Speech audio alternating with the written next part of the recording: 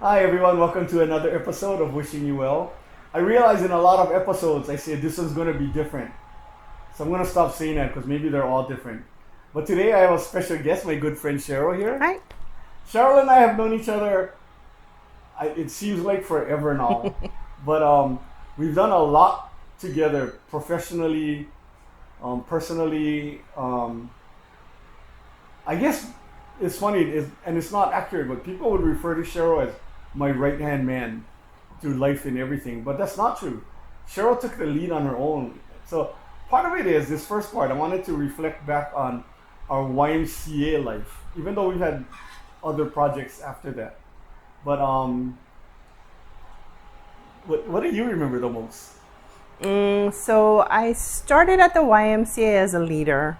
I left Parks and Rec, and I went to the YMCA, and I got a lot of heat from that with these people, these guys. And the first year I was a leader, and the second year I became an assistant director, and I worked hand in hand with Rodney and the team. It was a great way to motivate. I think that's what we learned, the caring, the motivation, and I learned a lot from him because of it. The one thing Cheryl and I have in common, and we never talked about this before, but we both are intense when it comes to working with kids. Mm-hmm. And we are not going to let our guard down. I think the story they tell of me is when they said I fired one of our leaders. I didn't fire him, I just didn't hire him. Because my brother was in kindergarten at the time, and my thought was, if I don't want to put my brother in your group, why would I hire you and put 22 other parents' kids with you? So sorry, you're not working for us. And that kind of was our attitude the whole time. Mm-hmm. Yet, it sounds really mean, but those that we kept, they learned a lifestyle that they've never seen possible. Of when you work well with others and work for others, their life changed for the good, yeah? Yes. And I think a lot of it too, my work ethic, even now that I'm not in that field, I go 150%, and I think that's what taught me to be able to care, to be able to show everybody that you really want to help them out. Yeah, definitely. And we didn't only work in a YMCA together. We worked in mortgages for a mortgage broker. And I still do. And she still does that. But I remember our boss said, do you know anyone who can do the front desk? So I said, Cheryl. So she came on board, and then they said, we need to hire closers, but there's no one out there with experience. Do you know anyone who can do it? And I said, Cheryl. And I forgot who it was, but somebody said, well, you think she can do it? I goes, yeah, I know she can. And they go, well, what else can she do? And I remember saying, I cannot tell you what she can do. All I can tell you is she can do anything she wants to, and she won't fail. And Dennis, the president, looked at me and he went, well, meet with her now. Let's see if she wants to take the job. And she's still in the field. Yeah, so that's 30 years ago. Wow, started as a low receptionist and learned and made my way. The job has provided for my family, and it was just that one opportunity that someone vouched for me. My friend vouched for me. And we did a lot of smaller, I would say, victories together, like painting signs, making signs, sewing signs. I gotta tell Cheryl one thing. I don't know if she ever heard the whole story of it, but when we had after school kids at Kaliwai, there's a problem kid, without saying his name. He was older, and he went to, without saying the high school's name, one of the highest paid private schools here in Hawaii. Hawaii people, you know which school we're talking about. And he used to bully all the other kids on the van ride over. And he would tell them stuff like, they're stupid. They're so stupid they can't go to his school. They're poor. They can't afford to go to his school. And Cheryl would get on the kid's butt. And then one day, I saw her with his back against the wall, and her hand clenched up, had him in it. She was just giving it to him, saying, I didn't hit him. She didn't hit him. But she said, you know what, buddy, one day you're going to wish you had friends. And this isn't the way you get it. So think about that next time you want to be mean to someone.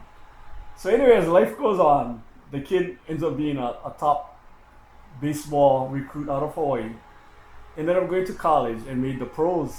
And then the only thing I heard him say on an interview was he was having a bad streak and he said, well, when a streak is bad, you just gotta depend on friends, because friends won't let you down. And I remember, I was like, did he learn that from Cheryl? Because we never had problem with him After that. Yeah. Yeah. So maybe that was it. But to say we had victories would be an understatement, and it's not to brag. We worked hard at it. We figured out one day during summer fun, during the weekdays, the whole summer fun, we didn't even go home for a week combined. Yeah. A week. I don't think we went home the whole summer. Yeah. My mom would be, why are you always sleeping there? We slept there, yeah. And it was fun, don't get me wrong, but it was a lot of work. And again, I don't know if I even mentioned this in other videos. It's not that I love winning, which I do, but it's more, I hate losing. And Cheryl and I work well together because we both have that feeling like, you're not going to bury us. We're going to see this through. I'll give you one example. We went to a new Y, Kaimuki Y, and it was our first summer. And I'm not saying that Y was down, but they just didn't have any motivation. And they had this big games at Kapiolani Park. And we made flags and banners my mom sewed for us. And we were up for days and themes. And just walking in, even now I'm getting chicken skin, because we represented our vision really well, and everybody was so happy. Stuff like that is what our board of directors, you could see the smile on their face whenever they came. Before we got there, the branch was operating in the red for years and years. We got there within 6 months of just after school. We started operating in the black, because our thing was, give them a good program, they'll come. And yeah, the looks, the faces of the junior leaders and the kids was amazing.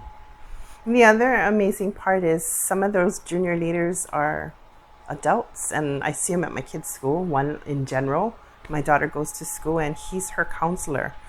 So, I'm like, remember how I took care of you? She needs to be taken care of that way too. So, pretty awesome. So just one more person for you guys to meet, and I'm not going to even bother Cheryl with my situation now, because I believe it, and I think all of you out there believe it. I can't do the same things as I did in the past, but that doesn't mean the future is bleak. There's still a lot, and every episode I give a movie quote at the end, which is very me. I did that my whole life. And because Cheryl loves Disney, in fact, her and her husband's wedding was partly Disney themed, I have a Disney quote for you. Some people are worth melting for. From Frozen. Bye-bye, everybody. Don't forget, hit the like and subscribe. I forgot to mention this. I'm wearing this t-shirt today for a special reason. This is our first giveaway.